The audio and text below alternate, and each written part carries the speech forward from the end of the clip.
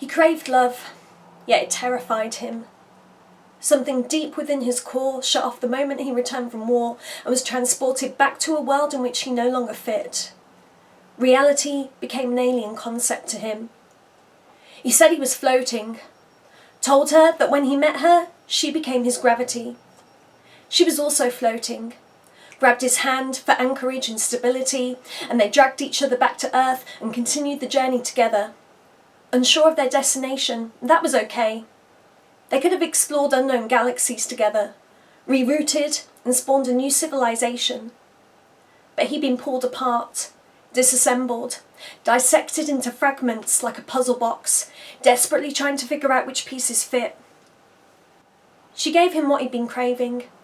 She loved him with her entire being, in the hope that her love contained the code to crack the conundrum, to piece back together this broken puzzle box of a man.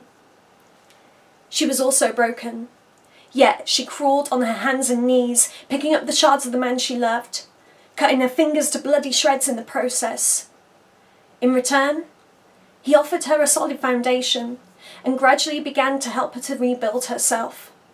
He told her he'd be her refuge, her protection, her hideaway from the world that had been so cruel to her. She believed him. She saw no reason not to. His sleight of hand was so subtle that she initially didn't notice when he began to slowly dismantle her, removing one brick at a time and carefully stacking them on top of her increasingly fragile framework like a giant game of Jenga, until she could no longer take the weight and came crashing down. He wanted to destroy her, and he succeeded, but he wasn't finished with her yet. He began to manipulate her, strategically reassembling her blocks to form a staircase, walking all over her and proceeding to climb until he'd reached the summit.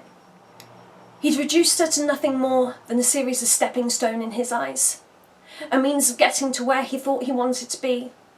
But now that he's at the top, his head's in the clouds and he's finding himself once again floating through the atmosphere with no direction, lamenting the loss of the woman who once kept him grounded, looking for another damaged structure to rebuild and destroy. As for her, she craves love, yet it terrifies her.